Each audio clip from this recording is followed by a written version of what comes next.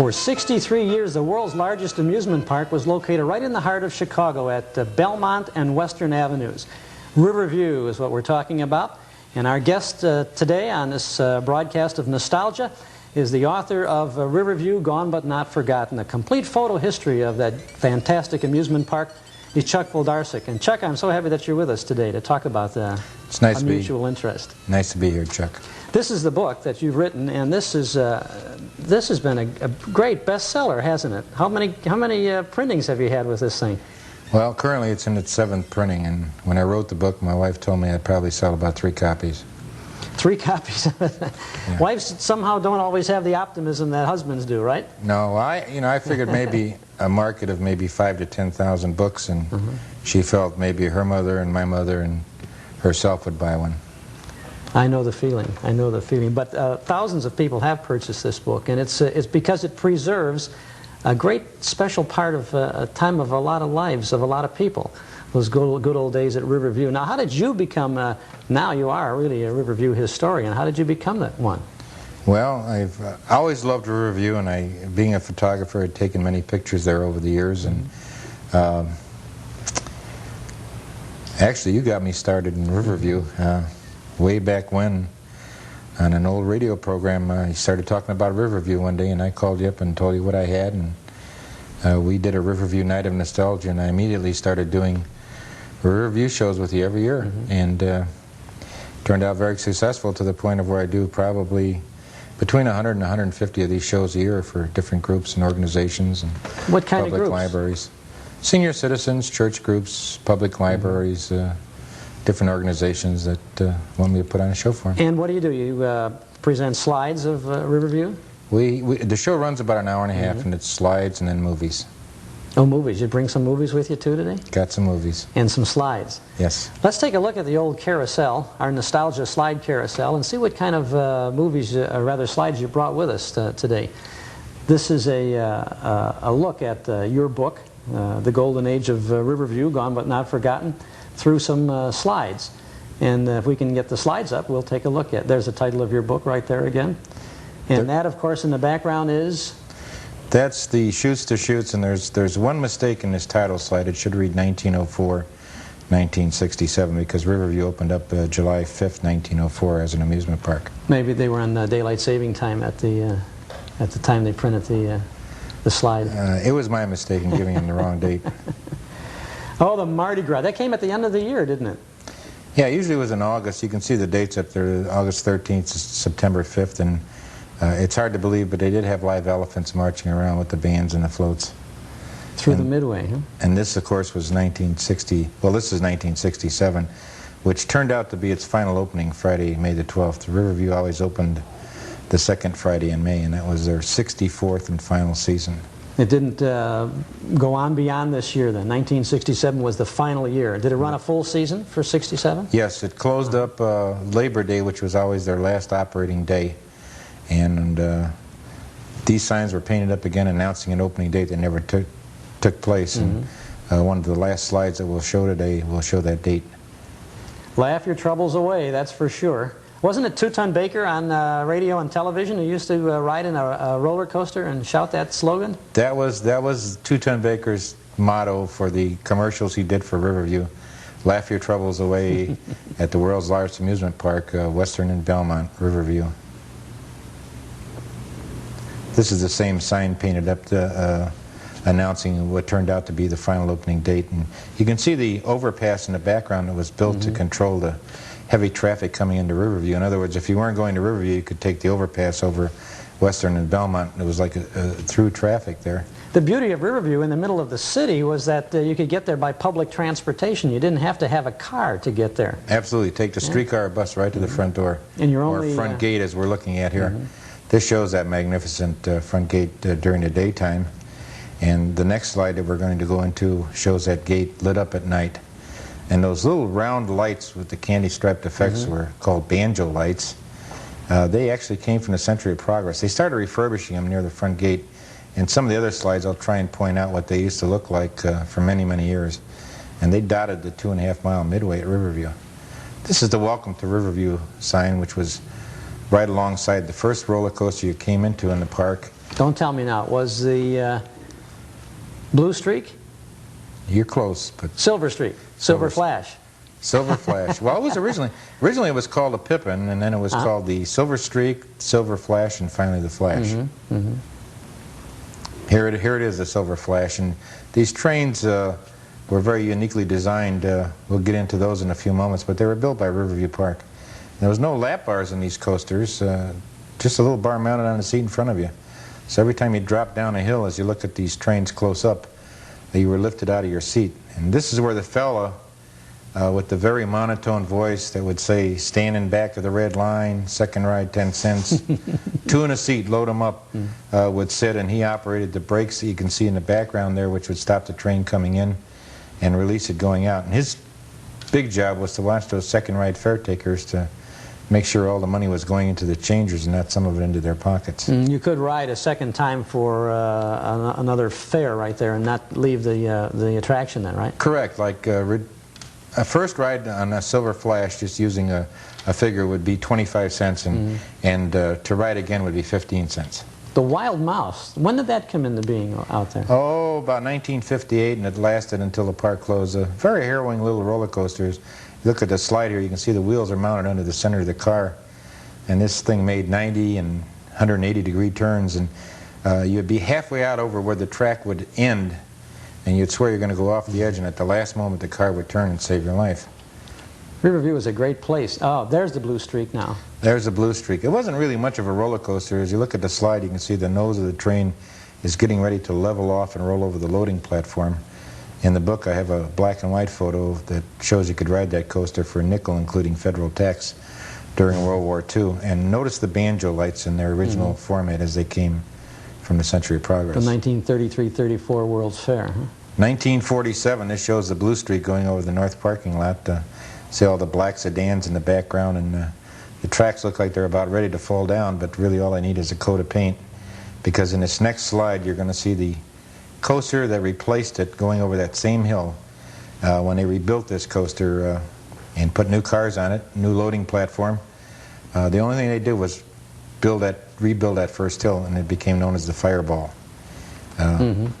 Riverview erroneously advertised, as you look at this slide here, the world's fastest roller coaster. Its actual speed was advertised in newspapers and radio and TV as 100 miles per hour, but the actual speed was 38 miles per hour. Oh, the train. Miniature trains, the Riverview Chief and Scout, and the big round-top building in the background is the tilt-a-whirl.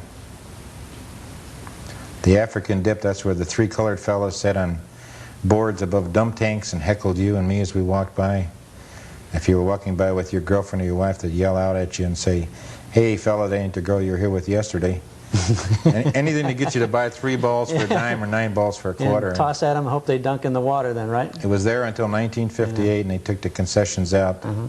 The freak show, the tattooed lady, the world's tallest man, the alligator skin lady, many people worked there. The chutes pond, you see the people standing here watching the people come down the slide. There's that very murky brown water as one of the boats enters the water. Yeah, when you come down, you crash into that water then, right? Right. And got wet. Very wet. Yeah, this was a predecessor to your log flumes of today. This is one of my favorite shots. Shows the chutes pond at night all lit up. That's from the cover of your book, right? Correct. That's the one I used on the cover.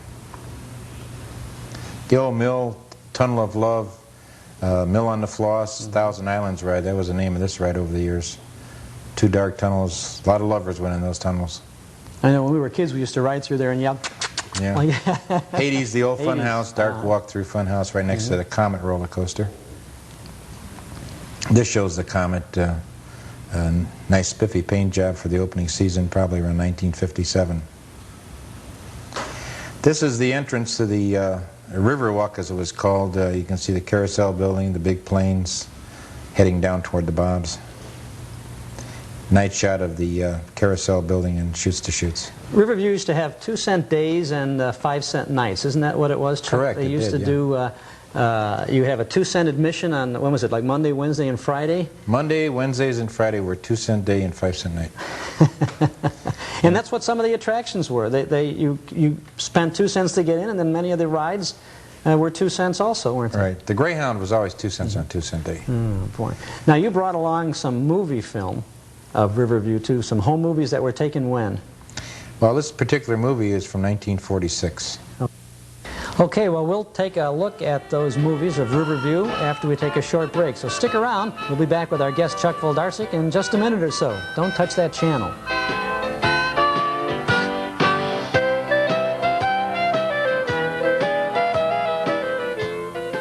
Come to the superstore. I'm here. I'm really here. Gee, Mary, the superstore is really something. They probably got 39 of everything. Lead me to the bargains. This week, save on GE appliances, including GE refrigerators. During Townhouse's anniversary celebration, register to win a Mustang convertible. Come to the superstore. Townhouse TV and appliances. Milwaukee and Oakton. I'll take it. The Mysterious Traveler. The Jimmy Durante Show. X minus 1. Fibber McGee and Molly. The Amos and Andy Show. Suspense. Town Hall tonight. Philco Radio Time. The Tom Mix Ralston Straight Shooters. The Guiding Light. Can you top this? Tom Corbett. Face the dead. Henry Aldrich. Coming, Mother. True Detective Mysteries.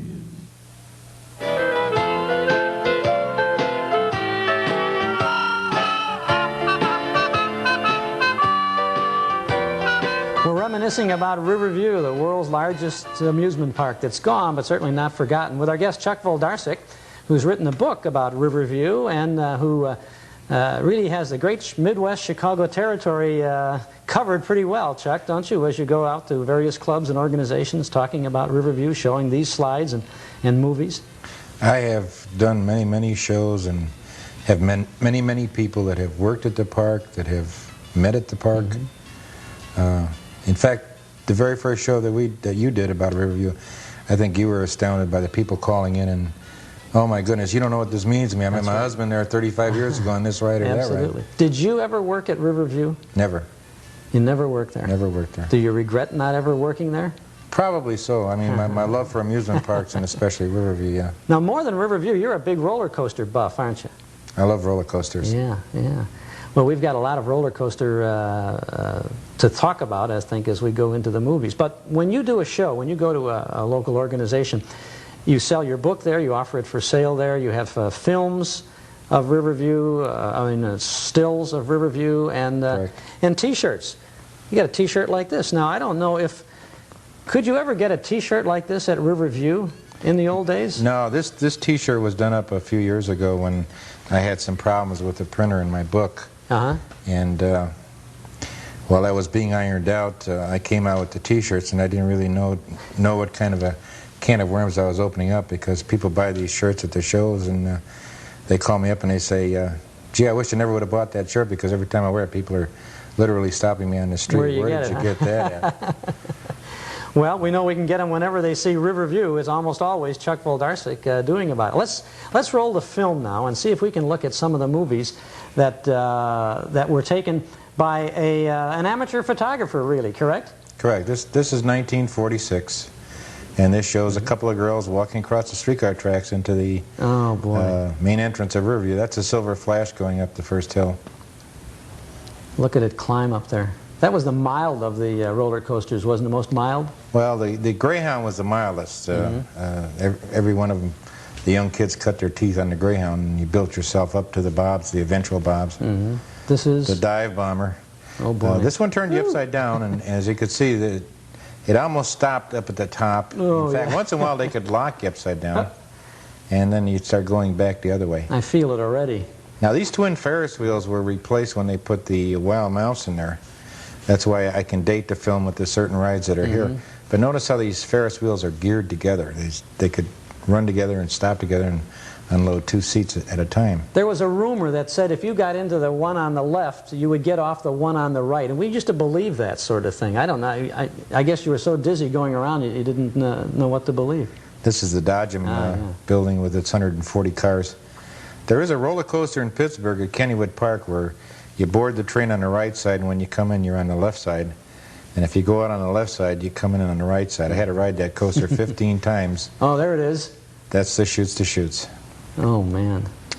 I hear Great America is supposed to have a ride very similar to this opening up this year. How deep is that water there?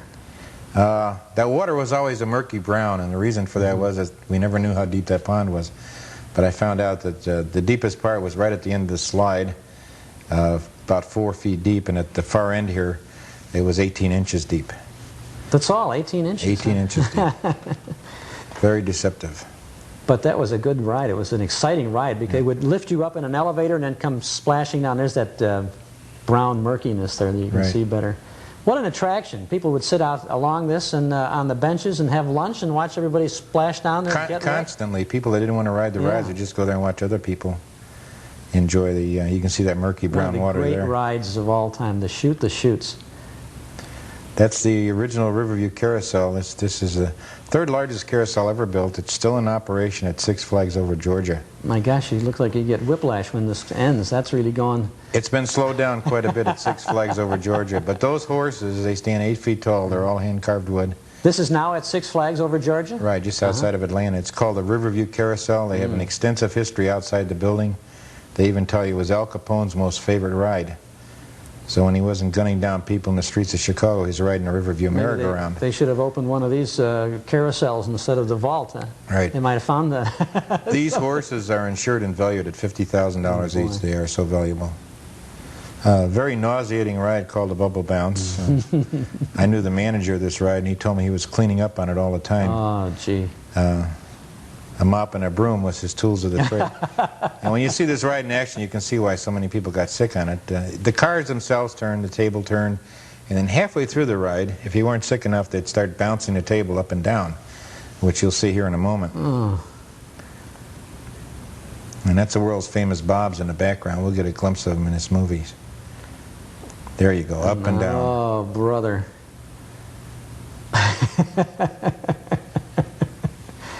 Those were the days, though. Man, oh, man. Oh, here's the Bobs. There's the Bobs, just rolling out of the loading platform there. Oh, boy. That was the world's fastest roller coaster.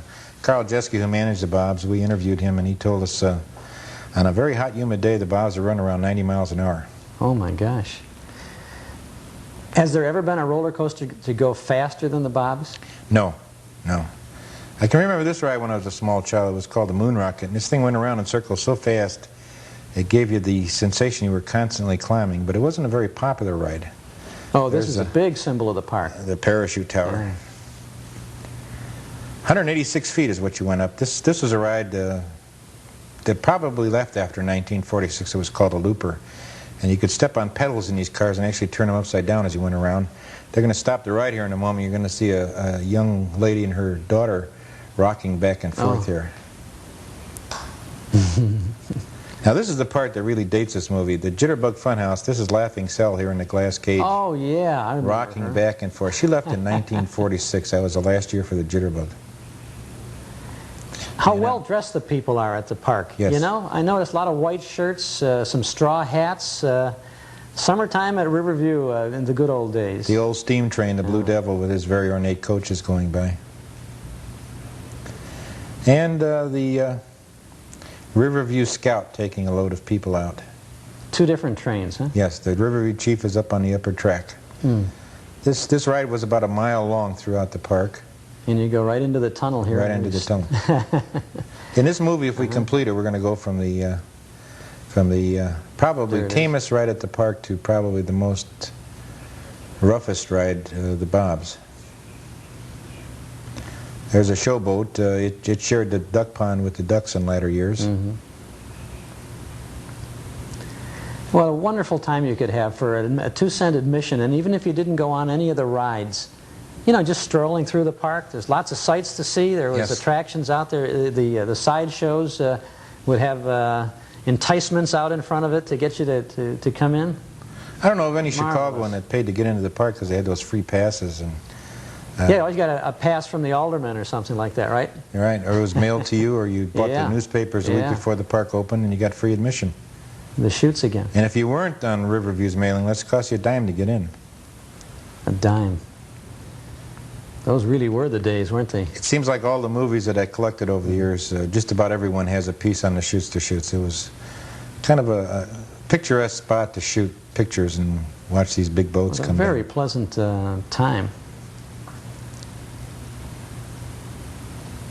These are precious films. Oh, where are we at? We're on the... We're on the big Ferris wheel. Oh, this was boy. a Super Eli. Whoa. It's actually it's 16 feet higher than your normal Ferris wheel. And this ride was later moved to the Bowery section of Riverview between the roller rink and Greyhound when they put the space ride in 1963. They just moved this ride over, and one of the space ride loading platforms really was in that area. Get the feeling of it. And this is still from the Ferris Still wheel. from the Ferris wheel. You can see how interested that ride operator is down there. There's toward the main gate. Now here's the Bobs. Uh-oh, now here watch we this. go. Oh, you're going to do it to us now. We're going to do it. Oh. Best roller coaster ever built. If it was operating today, would be #1. These back curves were brutal. Of course, roller coaster riders, they fight for that last seat because it's much rougher and you get banged around a lot more. You get a whip and drag sensation in the back seat. Now we're heading for that second back curve. Watch this. It's tucked in underneath the tracks. A fool. And you get your chiropractic adjustment riding this ride right there. Now here's a low front curve. We're coming up right here where everybody would wave to everybody else as they whipped around that curve by the midway. The Bob's really was Riverview, wasn't it? Oh, it was the most popular ride at the park. It probably averaged well over 2 million riders each year. Oh. Parachutes going up and coming down. You see the jet rocket and rotor in the background. A wonderful visit to Riverview, Chuck. I can't thank you enough for bringing these films and the slides that you have, and we'll look forward to visiting with you again sometime. I hope so. A year from now is going to be the 20th anniversary of the closing of the park. Is that correct? Yes, it would be Labor Day of next year would be the 20th anniversary of its Well, we're glad closing. that you came. We'll look forward to that, and thank you for keeping alive the great memories of Riverview. Thanks for having me and keeping alive the old-time radio programs. I enjoy them Pleasure very for much. both of us, right?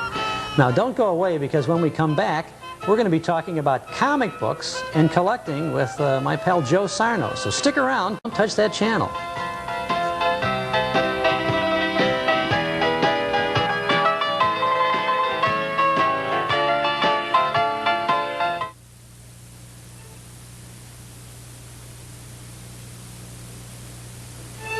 As time goes by, that's one of my favorite songs. And as time goes by, sweetheart, memories become more precious and harder to find. But at Metro-Goldwyn Memories, you'll find everything you've always wanted to remember. You'll see the largest collection of old-time memories in the Midwest, all designed to brighten your life with a show business memory or two.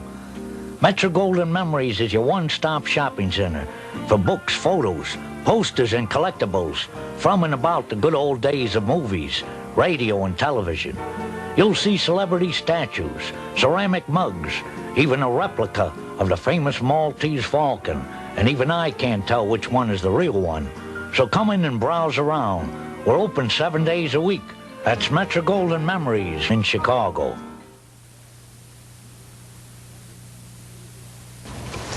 I'd like to take a minute out in our nostalgia show to become a little nostalgic about Townhouse TV and appliances. I've known Mike Moore and his family, his wife and his 4 kids, for over 20 years now. And I know that if you go to Townhouse TV and appliances for an appliance or a video cassette recorder or a microwave oven or whatever kind of appliance you want, you will get absolutely the best service possible. They will take good care of you, and they are very knowledgeable people. Mike and his family, very knowledgeable, and their extended family too. The folks who work with them at Townhouse are very knowledgeable. And if you like model electric trains, you need to go see Townhouse TV and Appliances. They have a tremendous collection of Lionel model electric trains, and you can't beat the selection they have, and they'll even repair your old model electric train. So go on in and see the folks at the Superstore. Come to the Superstore, Townhouse TV and Appliances, Milwaukee and Oakton. We've taken our nostalgia camera to Joe Sarno's Comic Kingdom on Lawrence Avenue in Chicago. And Joe, it must be a terrific joy to have been a reader and a collector of comic books, now to finally find yourself with a store of your own. How did you get into all of this stuff? Got into it by collecting as a hobby. And I never really did dream that anything like this would happen. That the hobby should come so far as it has today to allow a person to have a store that just sells comic books is just phenomenal. When did you open your store? We opened here January 1973, but we had a business going out of our basement for about a year before that. And again, in order to kind of make ends meet, we were selling pocketbooks, we were selling movie posters, old magazines and stuff like that. But my dream, my goal was to get comic books that I wanted and also get comic books out to the people, the collectors. Well, with all of these comics that you have around you here, what kind of comics did you read when you were a kid?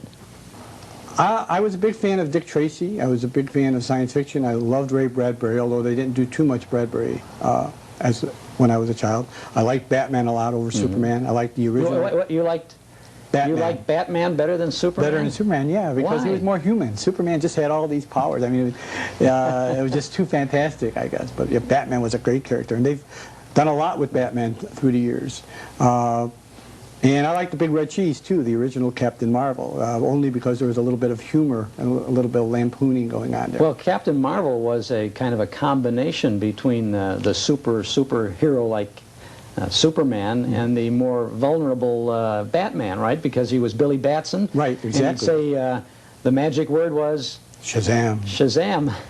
And I think that's what it made him a little bit more believable in that something could happen to him under his more human guise. There was some kind of nepotism, wasn't there, in the Captain Marvel family? He had his sister and was his younger brother? It was a cousin, I believe, Freddie Freeman. I don't know if they were really related, but yeah, they Captain Marvel Jr., and for a while there was even Uncle Marvel and a Hoppy the Marvel bunny. So, speaking of bunnies, what about Bugs Bunny comics? Were you a big fan of Bugs Bunny? I like Bugs. Donald Duck had some great stories back then. Uncle Scrooge, of course, with all the money, everybody liked Uncle Scrooge. Just as kids today, I think, like Richie Rich, because he had all that money, and you can kind of fantasize about that. But yeah, Bugs Bunny was a funny character, and I think I appreciated Bugs in the cartoons more than the comic book. I like Donald Duck better in the comic books than in the movies because I could understand him better in the comic books. It was hard to understand in the films. Now, each comic company had its own style, didn't it? Each publisher had its own heroes, didn't they? Now, you had Adventure with... Superman came into being with Action Comics, didn't he? Superman started... Actually, that was the... Action was a kind of a forerunner. It began a whole new trend in comic books. Before Action started, comic strips were the big thing, and the comic books were just a vehicle for reprinting the comic strips. And again, one of the companies would test possible future comic strips in the comic books first, and then if they seemed like they were successful, they would come out in the comic strips. But in 1938, DC, which had been around for about 2-3 years and been doing a general adventure line and some comic strip reprints, decided to try a new character called Superman in a comic book called Action, and luckily gave it a cover spot. Later on, in later issues of Action, they gave other characters covers, and it was only when Action with Superman on the cover was outselling the other books that they realized they had a hit on their hands, as they did. Within a matter of a few short months, Superman became a national character, and they went into comics, comic strips, cartoons, eventually live-action movies, TV, and that material. Don't forget radio. And radio, of course. It was an excellent with Burt Collier. And that was, the DC line was also started Detective Comics with Batman, later on Superboy, Wonder Woman, of course, came out, and that was one company. Another company that was very popular, which is still going on today under the name of Marvel Comics, was Timely Comics, which gave birth to Captain America, the Human Torch, and today it's X-Men and Fantastic Four and a bunch of people like that. One of the comics I liked best as a kid was Plastic Man, because he had the ability to stretch his body and he could grow. I remember he would get very tall and he would disguise himself as 2 lamp poles or something like that. But I fantasized as a kid that I could get very, very tall, 100 feet tall perhaps, and then take 3 or 4 steps and get 4 blocks away to the grocery store for my mother instead of having to walk for those 4 blocks like that. Well, we could hope. There was a lot of humor in Plastic Man. It was the superhero comics had a little tendency sometimes to take themselves seriously, but when they did go astray like Plastic Man, there was a little bit of humor. They had a character called Woozy Woots, which gave it a little bit more enjoyable to the kids. Well, I remember these comics mostly from the 40s. You came a little bit later than that.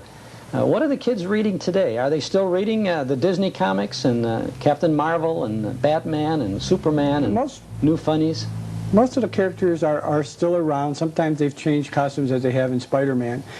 They've changed his costume recently. Superman is going to have a major comeback in the comic books in June. But they're all very popular. Right now, Donald Ducks are not being published. They will be coming this summer again under a new publisher who's going to be reprinting old material and reprinting material that's imported from, believe it or not, Europe, where Mickey Mouse and Donald Duck are very popular in publication right now.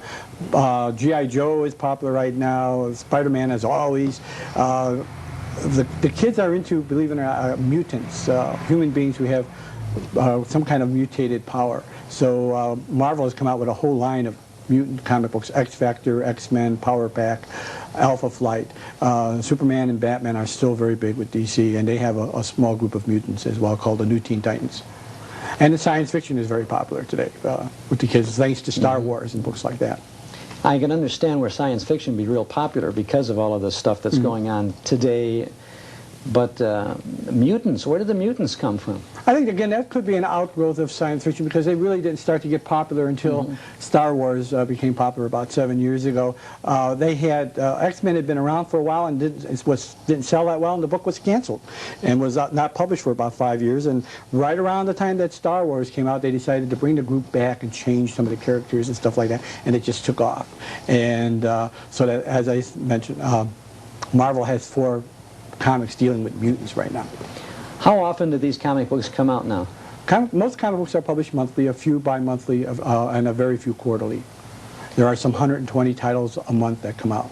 120 titles? About 60, 70 from the 2 major publishers, Marvel and DC, but there's a bunch of independents that have sprung up only in the last 3 years, including First Comics, which is located right here in Chicago.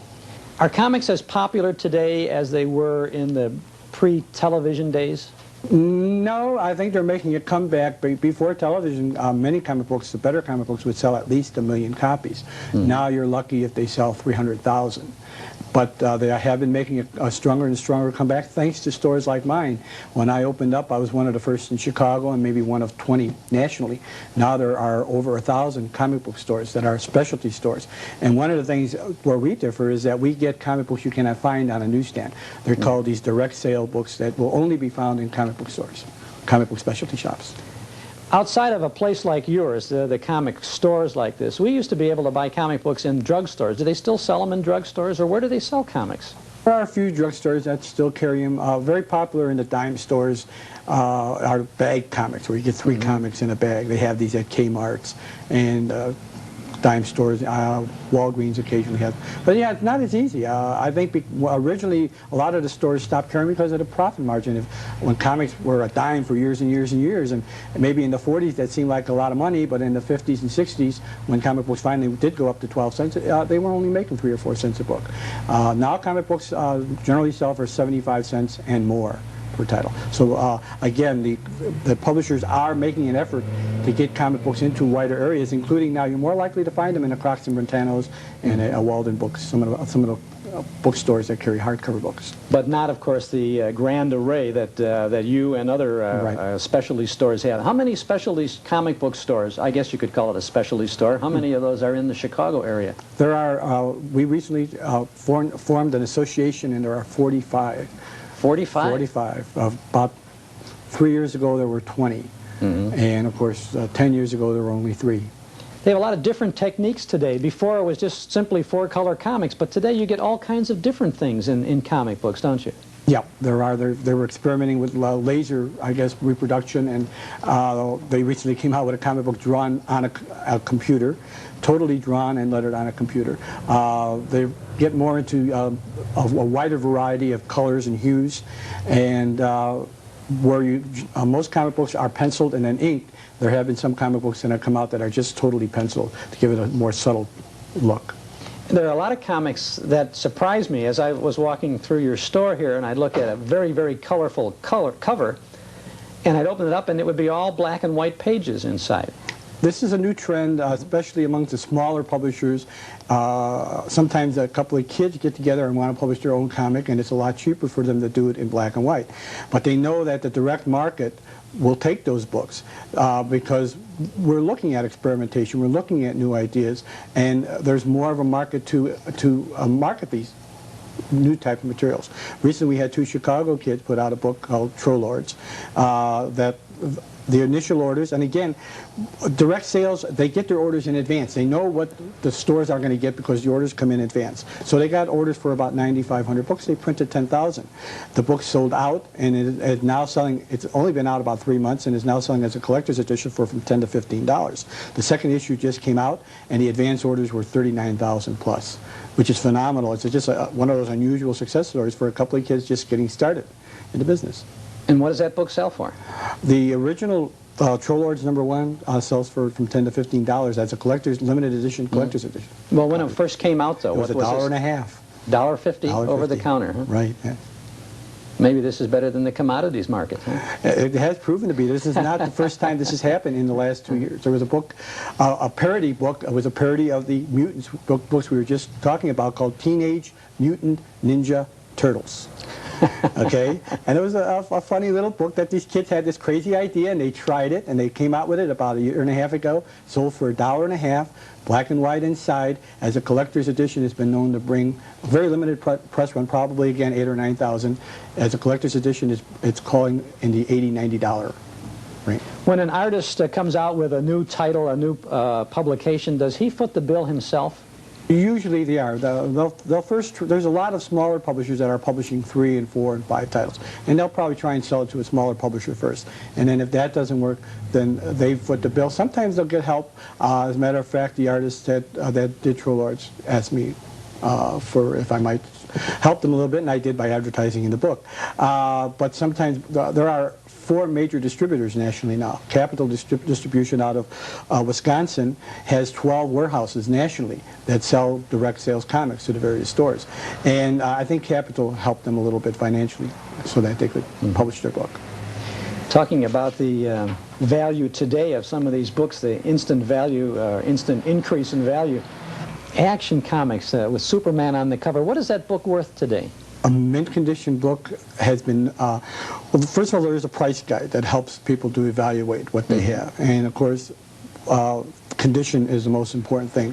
We like to say white, bright, and tight. A book that is an excellent condition. We call it mint, sometimes even referred to as pristine mint, picking up coins, coining terms or picking up terms from the coin industry.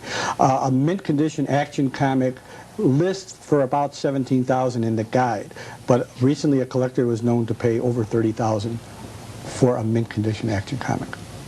I'm almost speechless.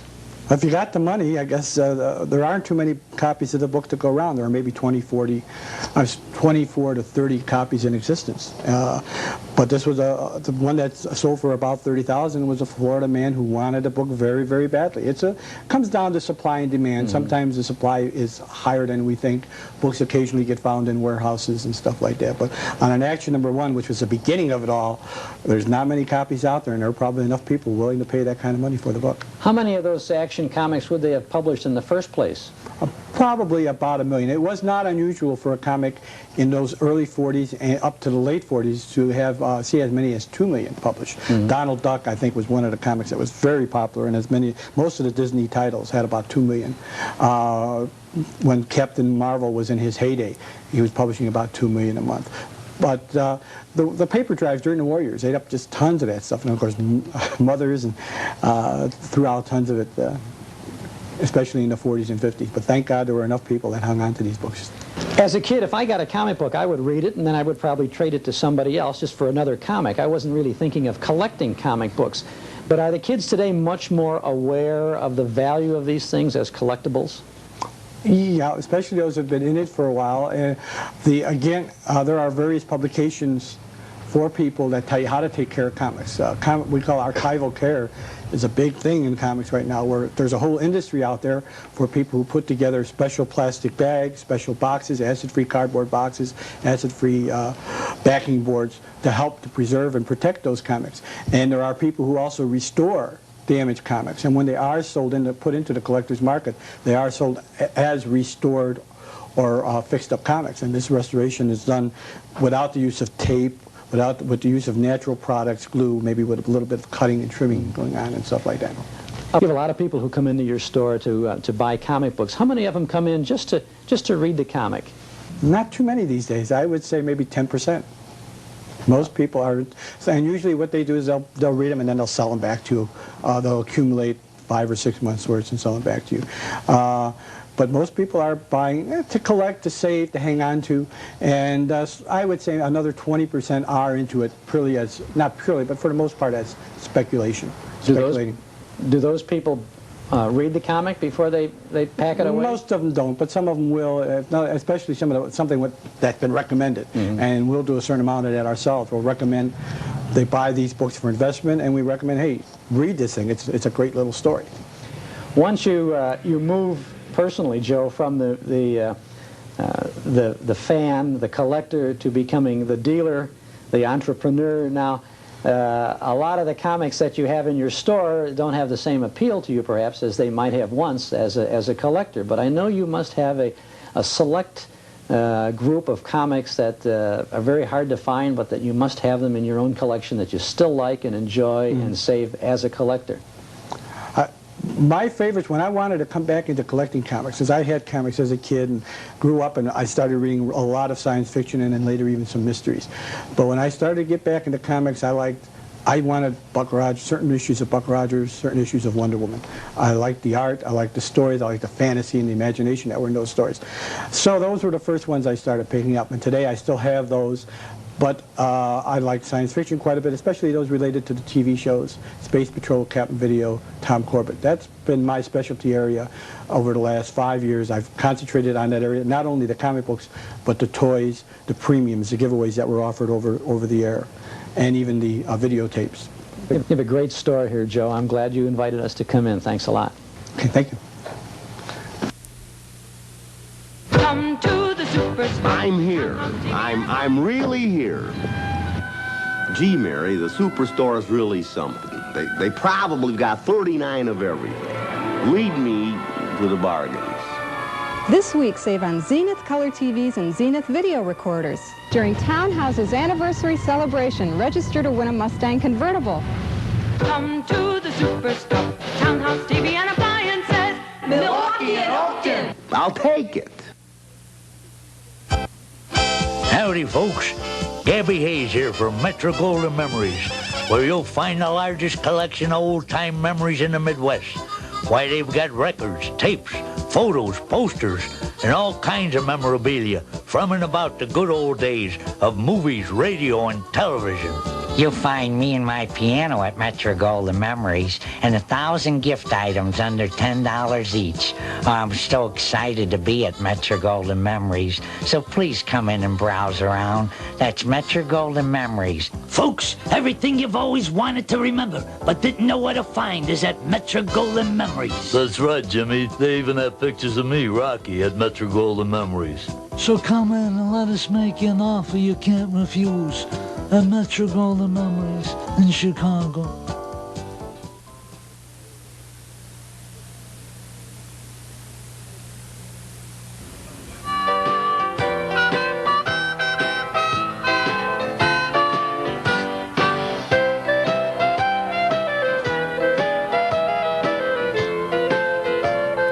Well, I hope you're having as good a time as I am with our first Nostalgia television show. If you like what we're doing, and if you don't like what we're doing, maybe you'd like to let us know how you feel about this Nostalgia get-together. I'd appreciate it if you'd drop us a note to Nostalgia, Box 421, Morton Grove, Illinois, 60053. Let us know how you like the show so far. Let us know what you might like to see in a little Nostalgia TV get-together like this. We'd be grateful to you if you would drop us a note. Send to Nostalgia, Box 421, Morton Grove, 60053. And now we have a real treat for you. We've got the West End Jazz Band with us in our studio. They've made a bunch of records and they make a lot of good music. Let's listen and have some fun with the West End Jazz Band.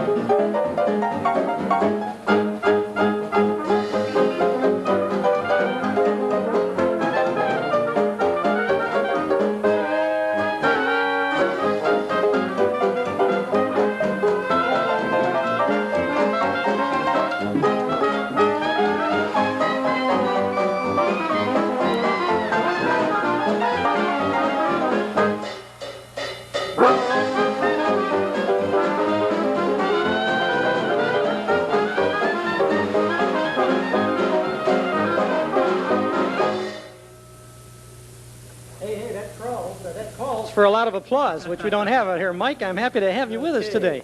How did the West End Jazz Band get its name? Well, we named it after a famous section in New Orleans called the West End, where this music was very much part of the atmosphere and the spite of things back in the early part of the century. Now, you play mostly music from the early part of the century, Yes, don't we you? do, yes. Now, what did we just hear? Okay, the song we just heard was a Jelly Roll Morton composition. He was a famous piano player in the 20s from the New Orleans area, and the title of it was Steamboat Stomp. It sounded just like Steamboat Stomp, too. This is a great group. Now, who's in the group? Who is in our group here? Okay, well, we've got Tom Bartlett on trombone, Dave Drazen on piano, Wayne Jones on drums, my wife, Leah, on banjo, Mike Short on tuba, and Bill Finley on clarinet and alto sax. You guys make a lot of music. How long have you been making music together? This is our 11th year now of being together. And you play where? All over the place? Just about any place in the Chicago metro area, and we have played festivals and concerts practically halfway across the country. Now, where do you find an audience for this kind of music? Well, you would think that mostly the older people would be the logical choice, but young people likewise enjoy the music simply because it's such a happy sound and good time music, so anyone can really enjoy it. Okay, let's enjoy some more of it. What have you got next for us? Well, we're going to have Leah sing a song for us, a tune from 1927 called I'm Gonna Meet My Sweetie Now. And Leah is stepping up to the microphone to ask the musical question. I'm going to meet my sweetie now, right? Okay.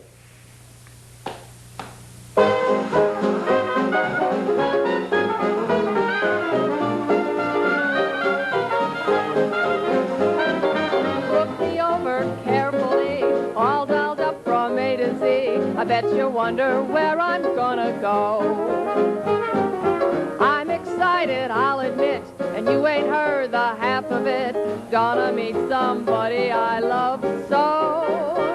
Well, hey, hey, clear the way. Looks like this is my lucky day. I'm gonna meet my sweetie now. I just can't be annoyed. Am I happy? I'm overjoyed. I'm gonna meet my sweetie now. Oh, what kissing and oh, what petting. Oh, what loving I will soon be getting. Yay, oh, what a date. Here I go, I can hardly wait. I'm gonna meet my sweetie now.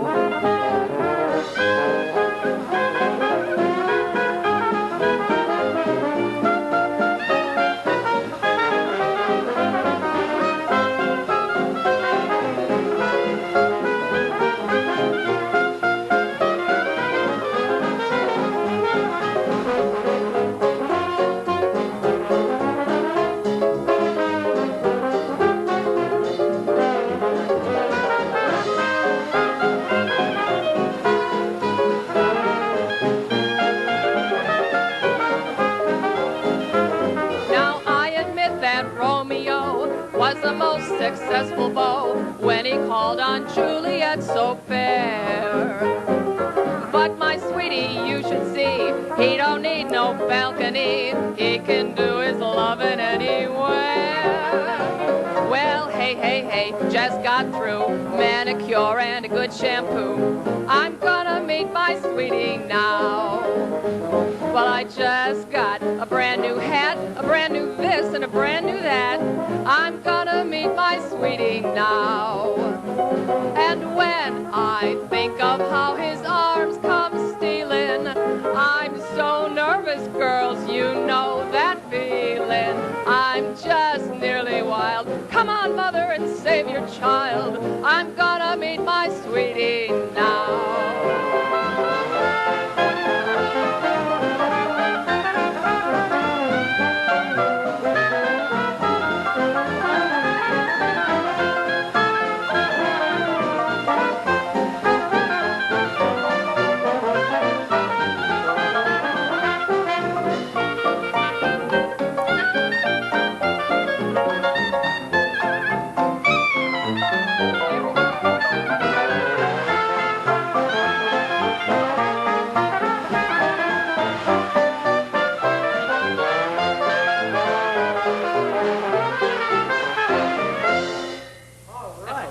Say, this has got to be the best dressed and the best sounding music video on television today. You guys are really great. Thank you all for coming. It really is wonderful to have you with us on our first show. And Mike, now where can someone who wants to see you guys in person, where can they find you? Well, every Thursday night we'll be playing at the Dixie Bar and Grill, which is in downtown Chicago on Chicago Avenue, from 7 to 11:30. So if they're in the neighborhood, we'd love to have them stop by and join us. That's a lot of good music, isn't it? Sure is. Good enough. Well, how about giving us something to go home on? Sure, why not? Okay, and thanks again for coming with us. Okay. And I want to thank you, too, for joining us on this first outing of nostalgia. A little memory? I hope so, and a lot of good entertainment. Thanks for watching.